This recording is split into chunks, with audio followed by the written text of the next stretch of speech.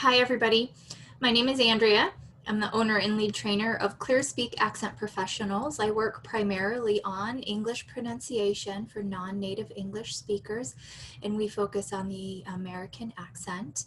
Today, we're going to discuss rhythm. I've made a rhythm video before with a speech that breaks down longer chunks of rhythm and more complicated sentences.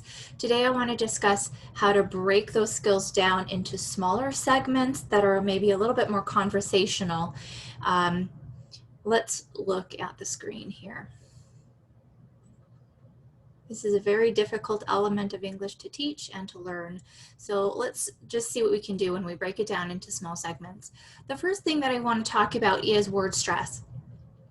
These are just the sheets that I'm showing you today are just some of the worksheets that I use when I work with individuals in sessions. So this isn't necessarily the entire word stress lesson, but when we talk about rhythm, we're talking about stress patterns. What part of the word gets stressed? What part of the sentence gets stressed? What does it sound like? What do you do?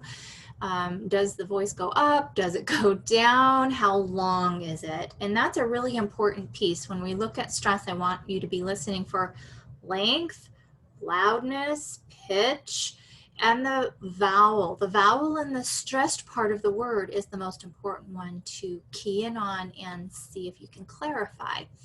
So here are some examples of nouns. When we say nouns that are of 2 syllables in length, it's the first syllable that gets stressed. So I'll do a few of these here. Let me get a little annotation tool. Let's look at action. Action. Baby. Being. Body.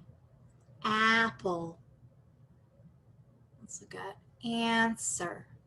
Children. Cushion. Color. Now, what I want you to do is say those after me.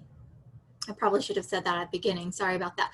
But I want you to listen for the vowel that gets produced that I'm emphasizing. And you can see me, sometimes it's helpful to use a little bit of a body movement to elongate that stressed syllable. Okay, let's do this again with some verbs. When we have 2 syllable verbs, it's the second syllable that gets stressed. So the very first word's a great example. Apply, allow, achieve, adjust. Let's do some out of the A category. Let's do like belong, compete. You can really hear me elongate that syllable, right? So when we're talking about one of the elements of rhythm is getting the word stress correct in words. Which vowel are you, which syllable, sorry, are you making the longest? Are you making it long enough? Is your voice going up and over? Think of English as being a little bit sing-songy, right? And that can make us feel uncomfortable. But I want you to over practice it because you'll probably land in the just right zone. So are you holding it long enough? Is your voice going up? Are you emphasizing it enough? And are you getting that vowel right? So word stress. Now when we look at sentence stress, right? Not only do the words within the sentence have their own stress pattern, but the sentence itself will have stress.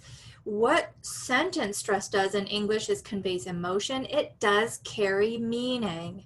A lot of people really don't understand that how you stress a sentence carries actual meaning in English. It's super important.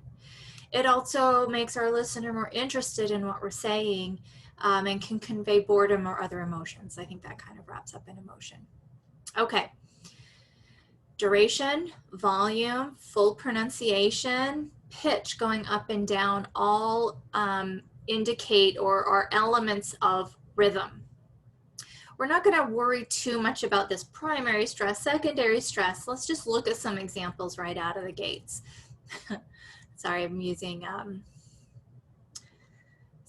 sayings or whatever.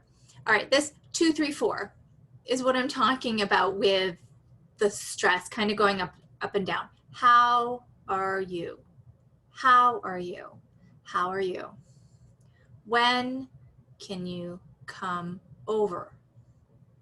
I have to go in a minute. Now, when we say things this slowly, right, like, oh, it's obvious I can hear that, but it kind of takes sometimes stepping it down to this level to practice listening. And then when you speed it up, you can kind of hear those words your speaker or the speaker is hanging on to. I can call you back tomorrow. I can call you back tomorrow. I can call you back tomorrow. Okay, so those are the examples. Those are what we're going to focus on. Let's practice. If I got here a handout. Typically in sentence stress, we're typically stressing content words, the words that carry meaning, and then everything else gets really reduced. This is not always the case, right? English is very fluid, and so there's a lot of different reasons why we might stress something else. But that's a whole nother lesson. The other thing I think that's really helpful to listen for when we're talking about rhythm is one of the things that creates that rhythm in English is not just stressing the right words or syllables, it's unstressing the right words in the sentence and doing that well. And when speakers do that, they often reduce the words, and they just sound very different than how they're written, right? You will often become y.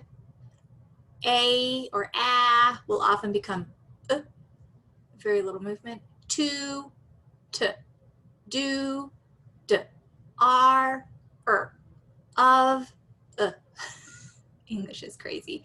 Can, the, just very short, very quick, very little movement, right?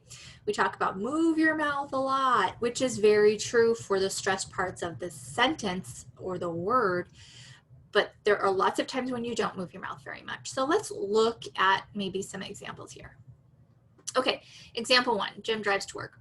Listen to this t.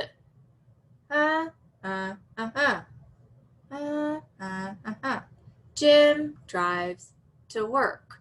Practice it slow and speed it up. It's a great way to practice and then start making new sentences. Jim drives to work. Kelly likes coffee. Dogs eat bones. Let's look at can you, number 6, because I'm going to say can you. What time can you go? What time can you go? Now, very commonly, I might actually bump time up because the key element here is time. What time can you go?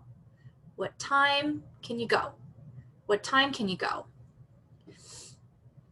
Okay, let's see what other examples I have here. All right, let's look at number 1 here. And I is gonna become an I. My daughter and I like to bike. My daughter and I like to bike. My daughter and I like to bike.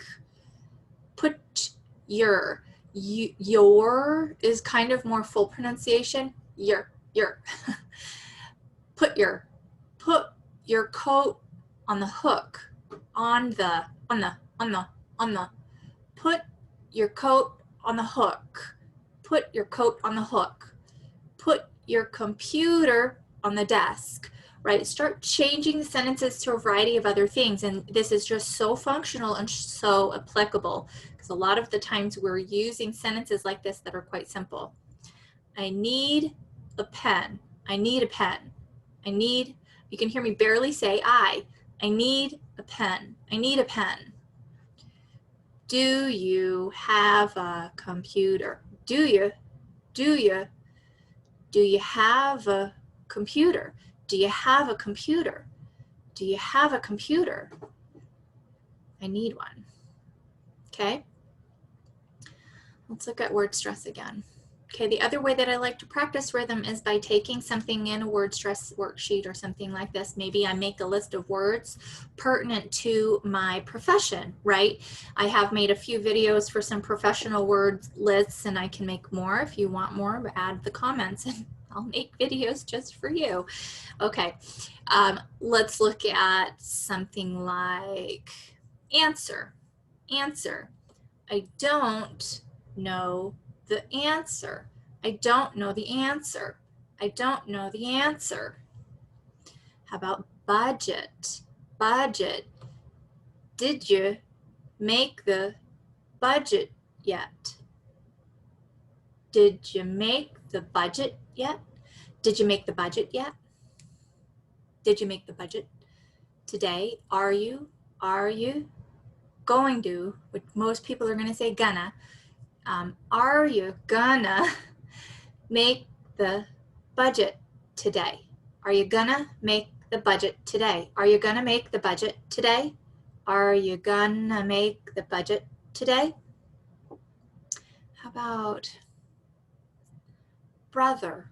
Brother. I need to call my brother. I need to call my brother. I need to call my brother. I need to call my brother. I need to call my brother. Different emphasis on different words depending on your meaning or what you want to stand out, right? I need to see my brother. I need to call my brother. How about something like minute, minute. Give me a minute. Give me a minute. Give me often gets reduced to gimme. If you want to hear some examples of that, type give me into Youglish. And I've talked about Youglish before in my other professional specific word lists or terminology lists. I've talked about Youglish and given some demonstrations of how to use it. Google Youglish, throw give me into the search and listen to how they say it. Are they saying give me or gimme? Gimme, gimme a minute. And they're not always going to say gimme. It depends on where it occurs in the speech and all of that. But oftentimes it is going to be gimme. Give me a minute. Gimme a minute. How about money? Money. Money. I wish I made more money. I wish I made more money. Sorry, I didn't really quite get that right. I wish I made more money. I wish I made more money. Okay, let's look at some verbs. Begin, begin. When does it begin? When does it begin? That was more accurate. When does it begin? Begin. How about complete? Complete. I didn't complete the assignment. I didn't complete the assignment. You'll often hear this kind of up-down pattern. Explain. Explain. Can you explain it again? Can you explain it again?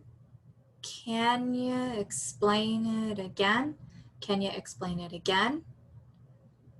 Okay, I really recommend looking up some words. The other trick that you can do is, you can type words into Youglish if you're like, well, how does a speaker actually say this word, right?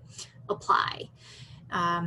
Type it into Youglish or type it into Google Dictionary and do the speaker function and really listen. Now in Google Dictionary also they give you the transcription, and again in some of the other videos I've done I've given really good examples of how to use those tools to help you know, to help you see the sounds that are being said, where the stress is, but then you can also listen. How is it saying that? I've only found a few words in Google Dictionary that I didn't agree with. So for the most part, I trust that. And then you could also supplement with Youglish and just like mine videos with that word in it or combination of words. And then start making your own sentences and record yourself and listen. I know that's an uncomfortable thing, but the more you do it, the more normal it feels, and it just won't be awkward anymore after a little while. Anyway, I hope you found that helpful. Let me know in the comments if the video is helpful, if you would like me to talk about other topics and other subjects. It's very helpful for me to know what you're finding interesting and helpful. Thank you so much. Have a good afternoon.